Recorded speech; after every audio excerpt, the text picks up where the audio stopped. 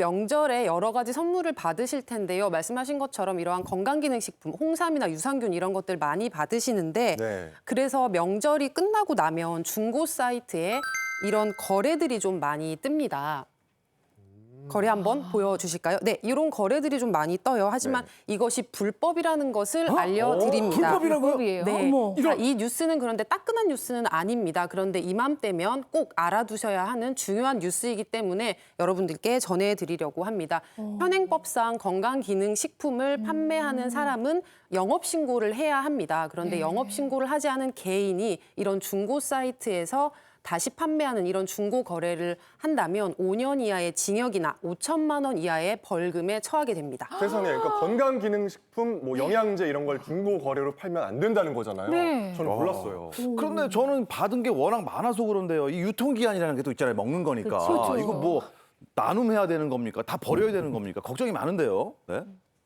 그러면 어떻게 하면 될까요? 네, 그렇다면 조금만 기다려 보시는 것이 좋을 것 같습니다. 예? 네, 상반기 중에는 이러한 규제가 조금은 완화가 될 예정입니다. 식약처는 4월 중에 시범 사업을 시작한다는 목표로 현재 개인 간의 재판매 거래에 관한 가이드라인을 마련하고 있습니다. 네, 네. 그래서 시범 사업이 끝나면 또 제도화까지 한다는 예정입니다. 우리 박태원 아나운서 네. 좀 더 기다리세요. 우리 공영방송 아나운서가 이 범법자가 되면 안 되잖아요. 아직 안 다행이에요. 팔았기 때문에. 네. 예. 아유, 기자님 고맙습니다. 네. 자, 이어서 그럼 두 번째 한 뉴스 보겠습니다. 알려주세요. 네, 두 번째 뉴스 키워드는 새해 결심입니다. 아하. 우리 무엇이든 물어보세요. 식구들은 어떤 새해 결심을 세웠을지 궁금한데요. 우리 자두 씨는 어떤 거예요? 저 같은 경우는요, 네, 올해 키 클 겁니다. 예? 키 클 거예요. 다 큰 거 아니에요? 운동할 거예요. 아니요, 숨어 있는 키를 운동해서 찾아낼 겁니다. 아, 그렇군요. 노화로 키가 약간 줄긴 저는 하거든요. 딱 좀 끊어보려고. 뭔가. 뭐를요? 모든, 나쁜 거. 이런 거나 뭐 이런 거. 예. 아이고. 이런 거, 좀 끊어볼 생각입니다. 뭐 여러 가지 새해 결심이 있지만 한국인의 3대 결심이 있잖아요. 운동하겠다, 네. 금연하겠다, 금주하겠다. 네. 제가 봤을 때 이 세 개 중에 하나는 꼭 있을 것 같거든요. 어떤가요? 네, 이재성 아나운서께서 힌트를 아주 잘 주셨습니다. 새해 결심 중에서 이 금연에 관한 새로운 연구 결과가 좀 있어서 가져와 봤습니다. 이 담배가 건강에 좋지 않다는 거는 모두들 다 잘 알고 계실 텐데요. 그럼에도 불구하고 담배를 끊지 못하는 이유 중에 하나가 바로 지금까지 이렇게 펴왔는데 지금 끊어봤자 무슨 소용이 있겠냐라는 이런 생각 때문이셨을 텐데 네. 이를 뒤집는 연구 결과가 나왔습니다. 네, 일반적으로 중년이 되면 담배를 끊어도 기대 수명이 늘어나지 않을 것이라고 생각을 하잖아요. 그런데 이번 연구 결과에서는 이를 뒤집었습니다. 건강의료 매체 메디컬 익스프레스는 캐나다 토론토 대학 보건대학원 프라바트지아 교수 연구팀의 결과를 인용해서 이러한 결과를 현지 시각 10일 보도를 했습니다. 연구팀이 미국, 캐나다, 영국, 노르웨이 등 4개 국가의 성인 150만 명을 대상으로 조사한 결과 어느 나이에 담배를 끊어도 금연을 하고 10년 후에는 기대 수명이 늘어난다는 연구 결과인데요. 3년만 끊어도 기대 수명이 5년이 늘어나고요. 10년을 끊으면 10년까지 기대 수명이 더 늘어나기 때문에 비흡연자와 비슷해졌다는 연구 결과입니다. 늦었다고 생각할 때가 가장 빠른 때인 것 같습니다. 네, 흡연의 심각성은 남녀노소, 뭐 갓난 아기를 제외하고는 다 알고 있지 않을까 생각이 듭니다. 근데 딱 떠오르는 게 폐에 안 좋은 건 알겠어요. 네. 근데 이 교수님, 어디에 또 안 좋을까요, 흡연이? 네, 흡연, 담배를 피우면 대부분 연기만 생각하시니까 이재성 아나운서 말씀처럼 폐암 또는 폐질환만 주로 생각하시는데요. 실제로 제가 준비한 자료를 보시면 우리 담배를 태우시게 되면 온몸에 있는 여러 가지 화학 물질들이 온몸으로 가면서 제일 무서워하시는 암을 많이 발생시키는데 최근에 특히 많이 관심을 기울인 췌장암 같은 경우도 담배와 아주 밀접한 연관이 있기 때문에 암에 걸리시기 싫으시면 굳이 폐암뿐만 아니라 모든 암을 흡연이 만들 수 있다는 거 꼭 기억하시면 좋을 것 같고요. 두 번째로는 저처럼 혈관을 주로 보는 사람들이 가장 싫어하는 것이 바로 흡연, 담배입니다. 보시면 협심증, 심근경색증, 뇌졸중, 당뇨병이 있는 분들의 당뇨발처럼 혈관과 관련된 모든 병들은 대부분 흡연과 연관이 되어 있기 때문에 담배는 반드시 끊으시는 것이 좋고요. 특히 만성 질환자분들 중에 고혈압 환자분들은 특히 담배를 끊는 것이 아주 중요합니다.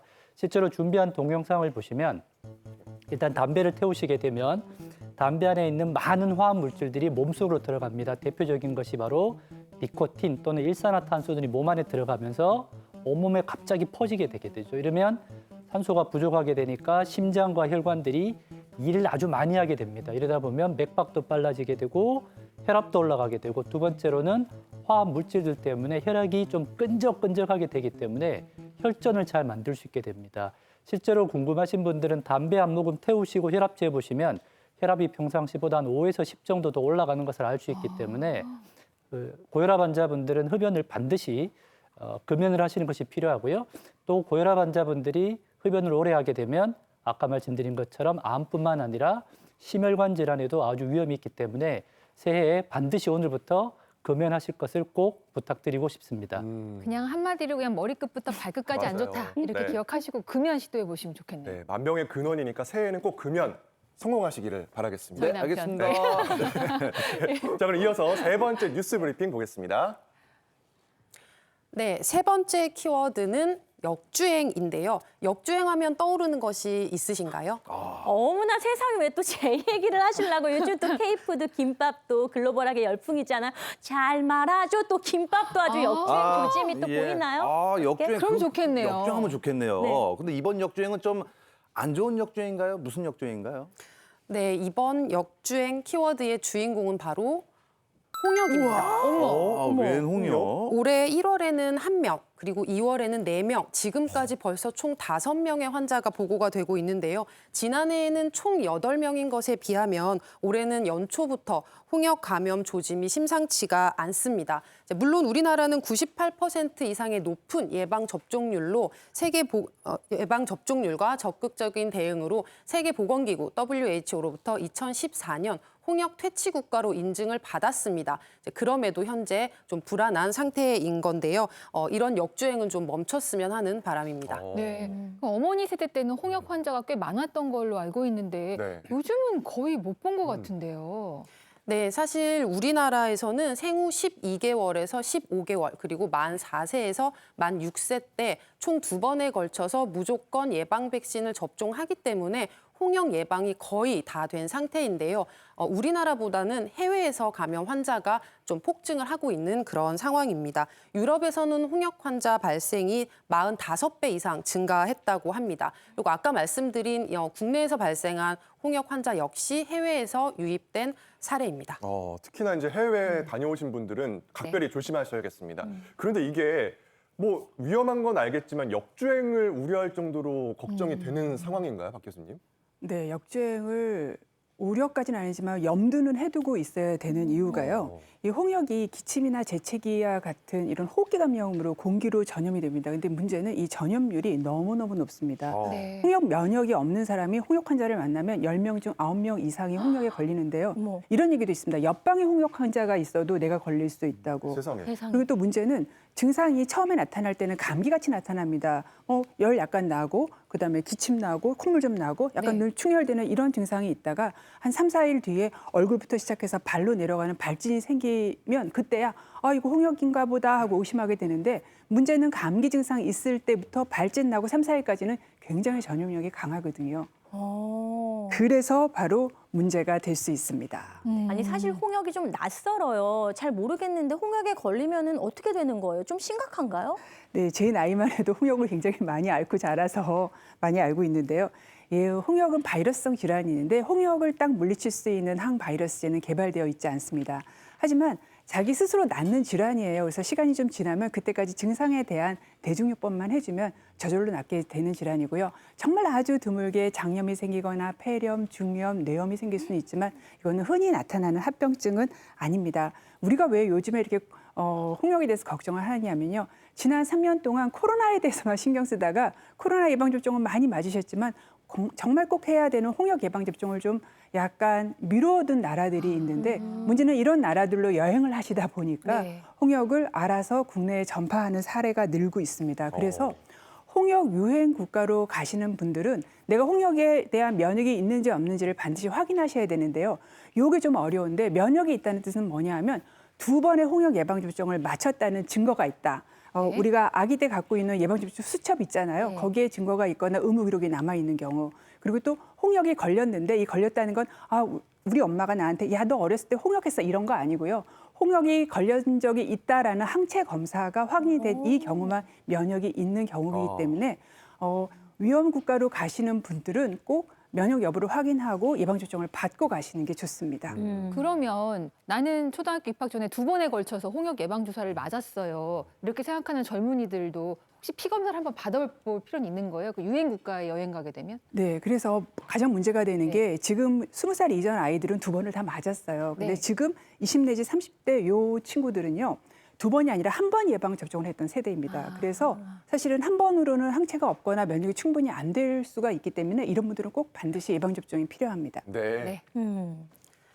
네, 마지막 뉴스 키워드입니다.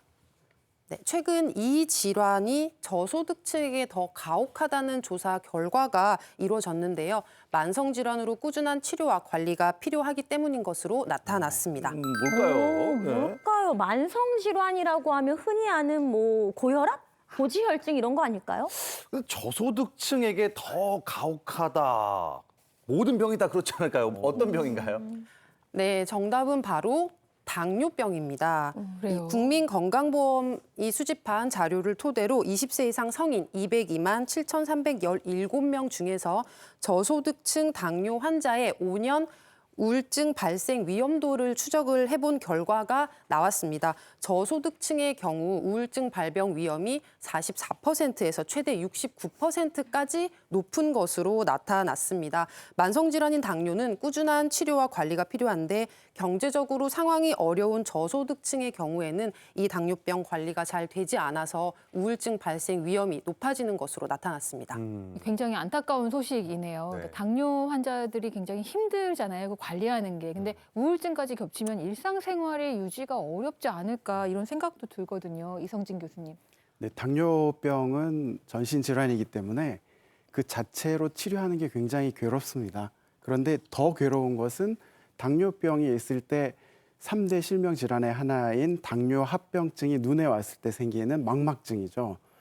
이 망막증까지 오게 되면 뭐 시력이 너무 많이 떨어지고 그것 때문에 우울증이 더 오게 되는데요.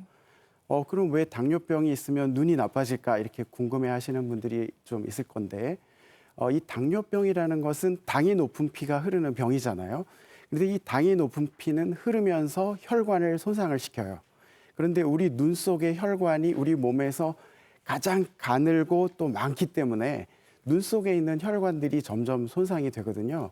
그래서 보통 한 20년 이상 지나면 눈 속의 혈관들이 많이 손상이 돼서 시력도 떨어지고 그러면 당뇨 치료도 힘든데 눈도 점점 저하돼서 더 우울증이 오고 뭐 그런 순환이 되는 겁니다. 네. 당뇨가 시력 저하까지 이어지지 않도록 하는 것도 굉장히 중요하겠네요. 네, 2024년 2월 16일 핫뉴스 브리핑 정리하도록 하겠습니다. 여러분 명절 선물로 받은 건강기능식품 중고 거래는 불법입니다. 그리고 금연을 결심하신 분들은 언제 시작해도 효과가 확실합니다. 홍역의 역주행, 해외여행을 떠나신다면 꼭 예방 백신 접종을 미리 해두시는 것을 추천합니다. 그리고 저소득층에게 더욱 가혹한 당뇨, 우울증 위험까지 높기 때문에 예방과 관리가 매우 중요하겠습니다.